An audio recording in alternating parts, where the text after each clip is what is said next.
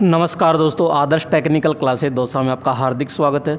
दोस्तों एक और मास्टर कैप्सूल में आपका हार्दिक स्वागत है। दोस्तों यहाँ पे अपन देखते हैं कि आज के जो मास्टर कैप्सूल है इसमें क्या लिया गया है, तो उपकरणों की क्षमता यानी कि रेटिंग। जी हाँ, जो उपकरण होते हैं उनकी क्षमता यानी रेटिंग ली गई है। तो कौन कौन से उपकरण होते हैं, कौन कौन से उपकरणों की रेटिंग क्या होती है, तो आइए जानते हैं।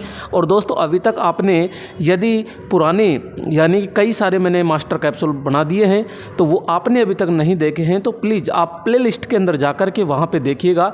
और यहाँ पे अभी तक चैनल पे आप नए हो और अभी तक आपने सब्सक्राइब नहीं किया है तो प्लीज़ चैनल को सब्सक्राइब कीजिएगा, क्योंकि जितने भी वीडियो आते हैं उनका नोटिफिकेशन आप तक नहीं पहुँचता है। तो नोटिफिकेशन जल्द से जल्द आप तक पहुँचे, इसके लिए आपको बेल आइकन घंटी और चैनल को सब्सक्राइब करना होगा। तो दोस्तों इसको ज़्यादा से ज़्यादा शेयर भी कीजिएगा। और आइए देखते हैं, यहाँ पे सबसे पहले बात करते हैं जनरेटर। जी हाँ, जो जनरेटर होता है यानी कि जनित्र जिसे अपन कहते हैं, तो ये जनरेटर है। तो जनरेटर को बोलो किस क्षमता में लिया जाता है, तो अपन कहते हैं इसको किलोवाट में मापा जाता है। किस में मापा जाता है? किलोवाट में मापा जाता है। बात करते हैं यहाँ पे मोटर दोस्तों कोई सी भी हो आपकी, तो यहाँ पे मोटर जो होती है वो एचपी, और एचपी यानी कि हॉर्स पावर, अश्व शक्ति।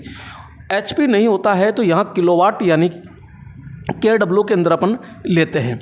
तो यहाँ पे जनरेटर तो हो गया किलोवाट और मोटर हो गई आपकी एचपी यानी किलोवाट के अंदर। अगर अल्टरनेटर होता है जिसको अपन प्रत्यावर्तक कहते हैं, ठीक है, तो जो अल्टरनेटर होता है, प्रत्यावर्तक होता है, इसकी जो रेटिंग ली जाती है वो तो रेटिंग किस में लेते हैं, तो अपन कहते हैं केवीए यानी किलो वोल्ट एम्पियर के अंदर ली जाती है। किस में लेते हैं? केवीए यानी किलो वोल्ट एम्पियर में ली जाती है।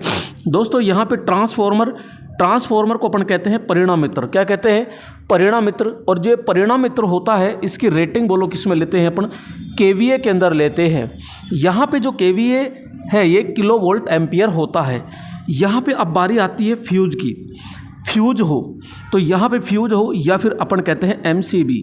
क्या? एमसीबी। तो इन दोनों की जो रेटिंग होती है वो एम्पियर के अंदर लेते हैं। किस में लेते हैं? एम्पियर में। और इन दोनों को ही फेज तार के, किसके?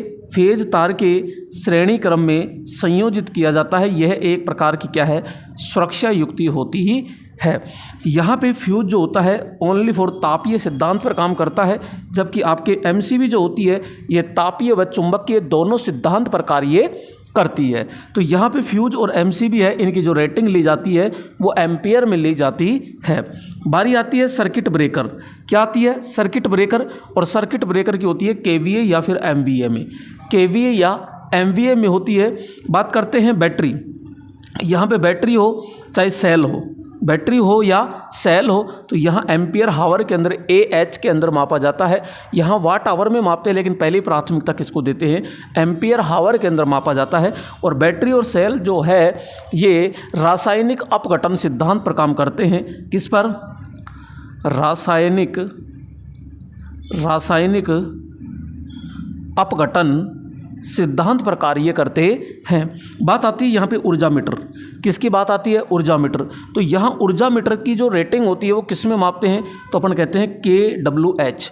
तो ये ऊर्जा मीटर जो होता है ये किस श्रेणी का आता है, तो अपन कहते हैं समाकलन यानी कि इंटीग्रेटिंग, यानी कि यहाँ पे एकीकृत कह दीजिए, इंटीग्रेटिंग प्रकार का होता है। एकीकृत प्रकार का होता है, यानी इंटीग्रेटिंग प्रकार का इंस्ट्रूमेंट होता है ये। तो ऊर्जा मीटर जिसको KWH में मापा जाता है।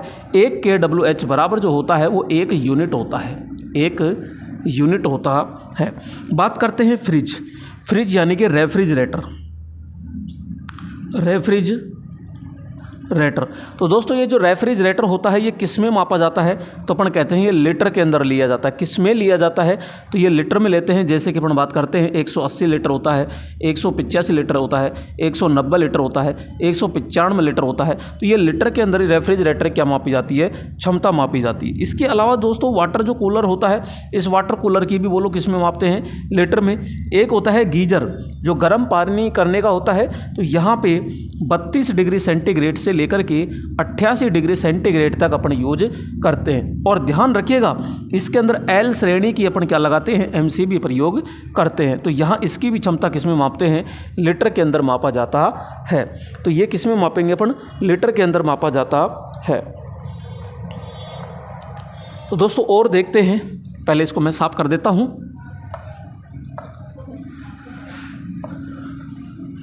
तो दोस्तों आपको बहुत अच्छा लग रहा होगा यहाँ पे। तो ये ऐसे ही सेशन आते रहेंगे, लेकिन आप लोगों का साथ रहा तो बहुत अच्छे अच्छे और सेशन लेके आएंगे, जिसमें बहुत सारी चीज़ें, बहुत सारा कंटेंट बहुत कम समय में देंगे। लेकिन आपका सहयोग थोड़ा सा चाहिए, क्योंकि अपना जो परिवार है बहुत ही छोटा है, इसको बहुत आगे तक ले जाना है। तो ये थोड़ा सा आपका अगर थोड़ा थोड़ा सा सहयोग करते हो तो बहुत सारा सहयोग हो जाएगा दोस्तों। यहाँ आगे बात करते हैं अपन। यहाँ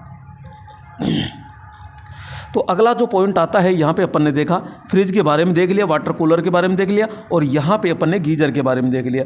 बात आती है यहाँ पे मेरे दोस्तों एयर कंडीशनर। एयर कंडीशनर यानी AC की अगर बात करते हैं तो यहाँ AC बोलो किस में आती है, टन के अंदर मापी जाती है। तो घरों में जो AC लगाई जाती है, शोरूमों में जो AC लगाई जाती है, वो उसकी रेटिंग हमेशा किस में होती है, टन में। यानी कहते हैं 1 टन है, 1.5 टन है, 2.5 टन है, तो ये AC इसमें लगाई जाती है। घरों में जो प्रेस करते हैं, प्रेस कितने वाट की है, 800 वाट है, 1000 वाट है, 750 वाट है, तो उसमें किस में लेते हैं, वाट के अंदर लेते हैं।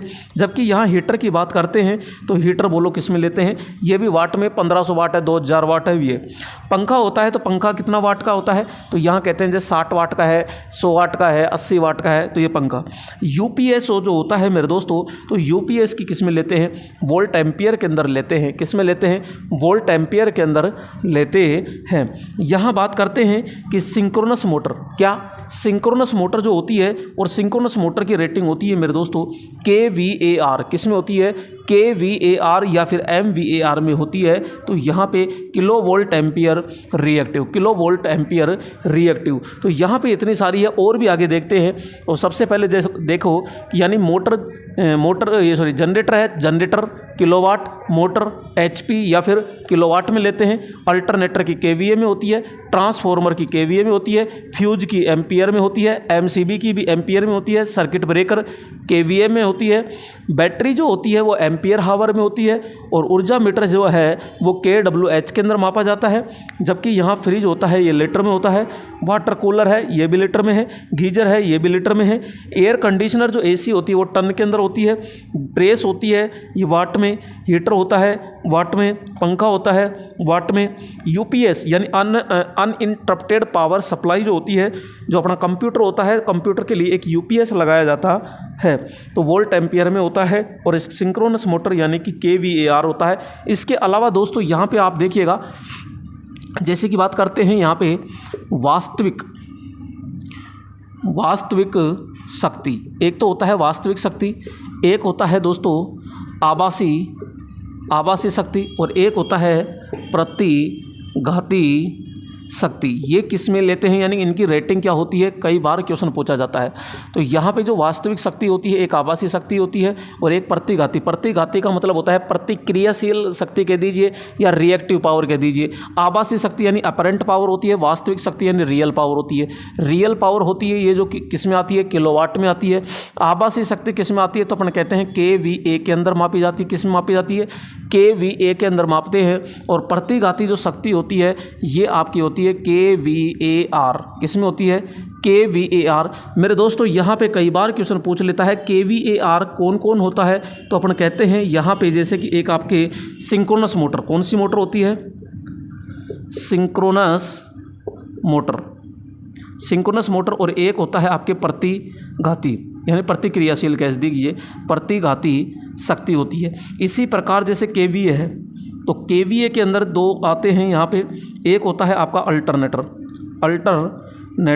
और एक होता है जैसे कि आपके कौन, एक होता है ट्रांसफॉर्मर, और एक होता है आपके यहाँ पे कौन सी, आभासी शक्ति। तो kVA एक अल्टरनेटर होता है, एक आपका ट्रांसफॉर्मर होता है, और एक होता है आभासी शक्ति होती है। तो दोस्तों ये काफ़ी सारी चीज़ें अपन ने बहुत कम समय में क्लियर की है, क्योंकि यहाँ पे बहुत सारा डाटा जो होता है वो अपन ने बिल्कुल एक 10 मिनट के 10-12 मिनट जो भी वीडियो बनता है इसके अंदर अपन ने कवर कर लिए। तो दोस्तों सुबह 6 बजे जो क्लास आ रही है पूरी कंप्लीट, थ्योरेटिकल कंप्लीट आती है। एक क्लास जैसे हो गई है आज, तो यहाँ पे एक क्लास तो हो गई आपकी, और दूसरी क्लास जैसे है सुबह 6 बजे, तो पूरी कंटिन्यूटी एक एक चैप्टर की संपूर्ण व्याख्या सहित पूरा का पूरा थ्योरेटिकल आ रहा है। और शाम को 6 बजे MCQ आते हैं, तो आप ज़रूर उनको देखिएगा। ठीक है दोस्तों, जय हिंद दोस्तों।